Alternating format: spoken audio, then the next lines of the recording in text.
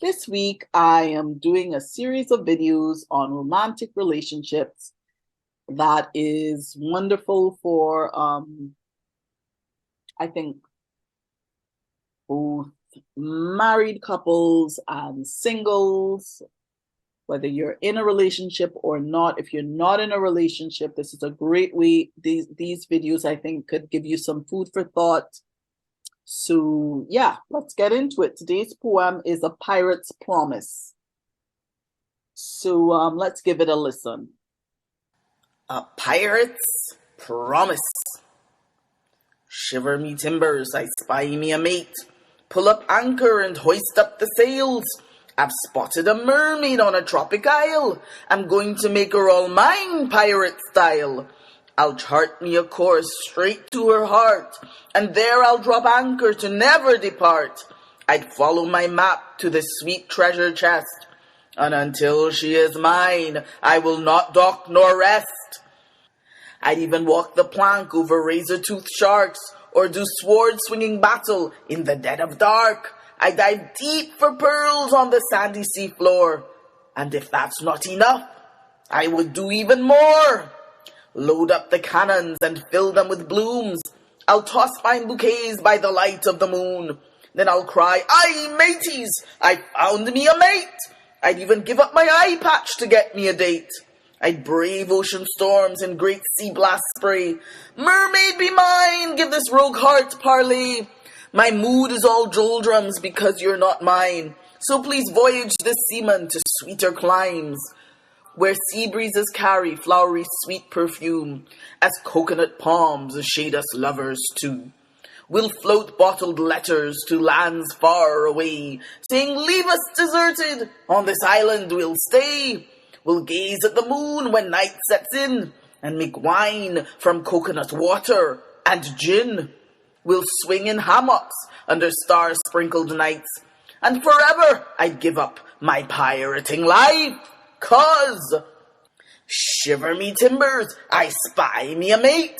Pull up anchor and hoist up the sails. I've spotted a mermaid on a tropic isle. I'm going to make her all mine, pirate style. Savvy? Okay, that was A Pirate's Promise. It's meant to be somewhat comical and humorous. Um, but what stands out to me here is that this pirate, and now we have a poem from a guy's perspective, right? This pirate is really like intent on making this mermaid his own, right? And I mean, what is he doing? He's doing all kinds of things. He'll fire, what did he say? He'll fire bouquets from cannons. He would walk the plank and brave razor tooth sharks and all kinds of things this guy would do, right?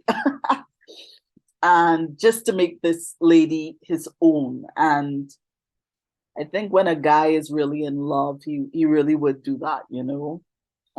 If he's found the one and he wants to make sure that she become that they, you know, can walk down the aisle and be together forever kind of thing. And I think a guy would go all out to make that happen. Um, Now, what stands out to me from this is that, okay, at the dating stage of a relationship, on either side, if the guy is really interested in the girl and the girl is really interested in the guy, they will do their absolute best to impress each other enough to make the relationship work, right? And that's wonderful. I mean, that's part of the beauty and the euphoria of the dating stage, I think.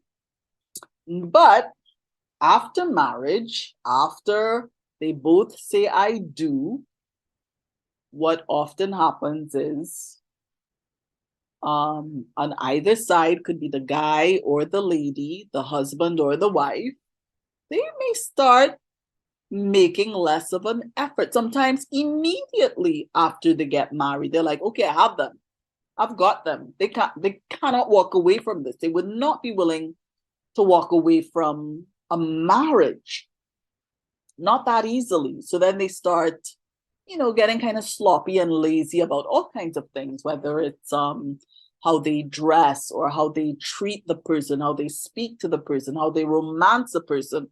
All the romantic effort that went into the dating may sometimes suddenly go out of the window, right?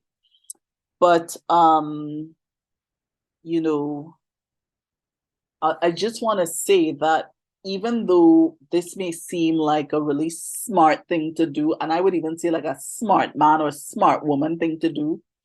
By the way, in Trinidad, a smart man is somebody who's like a con artist, okay? And the person may not even be like being malicious or not well meaning. It's just that they feel, okay, I've got the person. That's all I wanted. End of the story. It may not be malicious, but it's definitely selfish. So on the side of the guy, he may stop like buying flowers, or he may stop wow, my throat is really, I've been talking for a long time, so my throat is, and I drink a lot of cold water, so fortunately that kind of affects my voice. I need to stop doing that. But anyway, I'm sipping on some tea right now. But anyway, um on the side of the guy may stop like buying the chocolates or the flowers, or having, complimentary things to say to his wife and things like that, right? And on the side of the lady, what ladies typically do is they stop making an effort to look nice. Like they may not dress as nicely, they may not get their nails done or do their hair, and things like that mean a lot to guys. Like I'm always find it interesting when I look at like videos of Sonia Barbie Tucker, the supermodel. Well, I don't know if she's a supermodel, but to a lot of people, she's a supermodel. She is a model and she's super.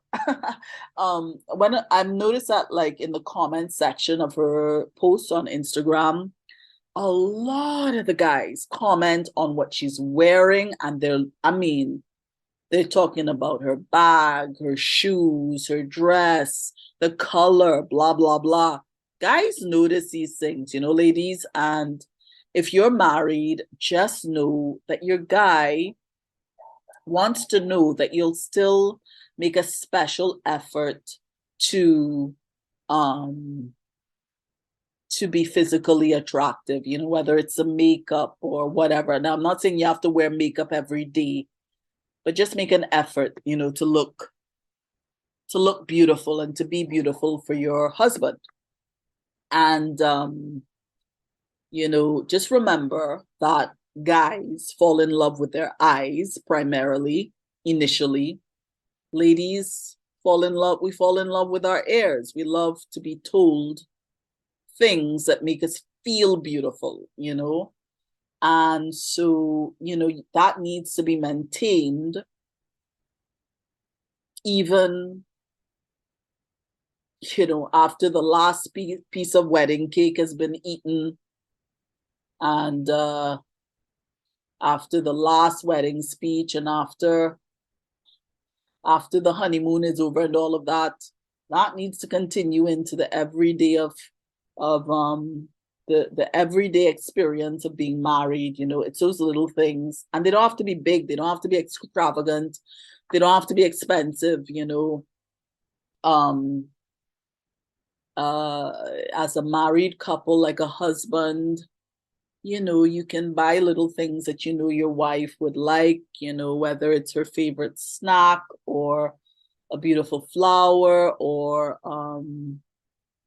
could be that you write her a love letter.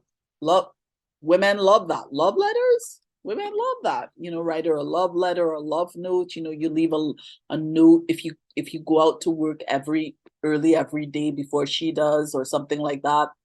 Write a little note, leave it where she would see it, or there are lots of things you could do. And for the ladies, I know the other thing that women find I've heard this, women find very romantic, that men may not know they find romantic, is please wash the dishes. Don't just come home and put your feet up and leave your wife to do everything. That does not make a woman feel very happy or romantic or anything like that. So, you know, go do the dishes for your wife or help her with the cooking or something like that. Women find that very romantic, especially when they're already in a marriage relationship. And on the woman's side, on the female side, you know, what men find romantic in their wife is they um when they come through the door after a long day at work. What they love is when their wife gives them the space to wind down after a long day. Like, don't pounce on your husband and start piling all your problems on him or start nagging or start complaining, or men really dislike that, you know, so don't do that. The other thing is one of the other things that men like is when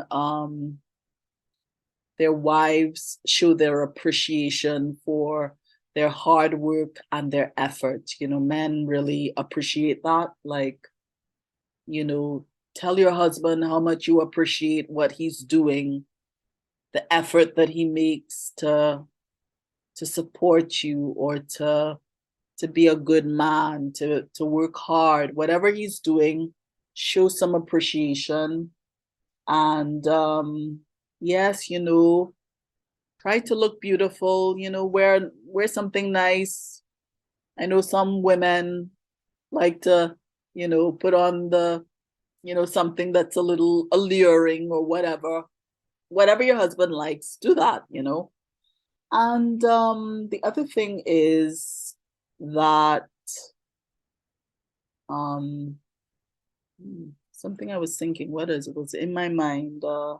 Oh, you know what else husbands like their wives to do that they find very, it absolutely it absolutely makes them fall head over heels in love with their wives. I mean, absolutely head over heels. It's like if your husband has a dream and he's something he's always wanted to do, but he's hesitated about doing it, he may come to you, his wife, and say, you know, I've always wanted to do this, or I've always wanted to do that. And let's say it's like, I don't know, I've always wanted to play the trumpet, or I've always wanted to learn how to play ping pong, or I've always wanted to design a video game or something like that. Let's, as long as it's wholesome and, you know, it's not gonna hurt anybody. You as a wife, don't make fun of his dreams. Don't that little boy in him wants to hear his wife be his biggest cheerleader and say,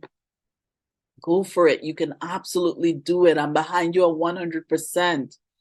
Maybe that's a dream God put in your heart and you should really like go after it. Who knows what you'll meet around the corner. You know, you'll turn the corner and God will be right there taking this to a whole other level. You know, you tell him something that would build him up and that would encourage him to pursue this dream, because that's what the little boy in him wants to hear. You know, that's a little boy talking to you. And I don't mean your man is a little boy. I don't mean that.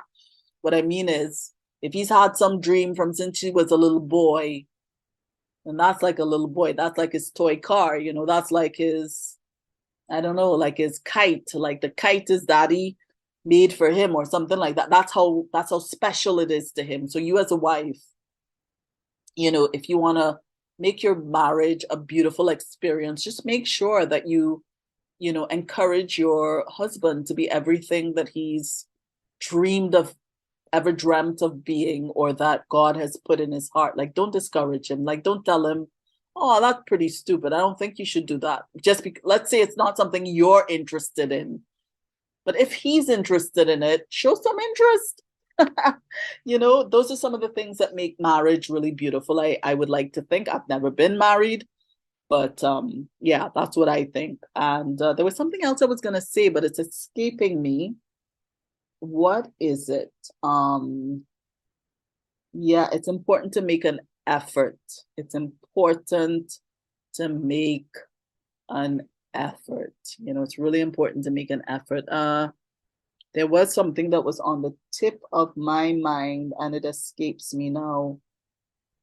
Um, yeah, at the end of the day, you know, at the end of the day, a relationship takes effort, it takes thoughtfulness, mm, it takes effort, and it doesn't have to be unpleasant. It's just that you have to be thoughtful and make a little effort. Just like if you think, okay, let's put it like this. If you make an effort, so much effort that it leads to marriage, like it leads to two people saying I do, because the effort that was put in the initial stages made both people feel like this can work. If you then go into marriage and make no effort, what do you think that's going to lead to? Imagine if you made no effort at the dating stage. Would that have led to marriage? No, both parties would have said this is going to be a waste of time. So imagine if you start marriage with no effort.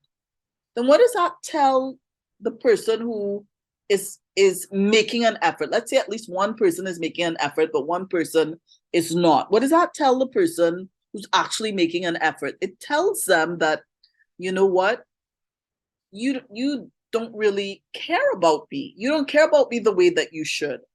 Why is you chose to make an effort at the dating stage, and now you're choosing not to make an effort? What does that tell you? It means I'm not worth as much to you as I thought I was. That's essentially the message that the person who's not making the effort is sending, right?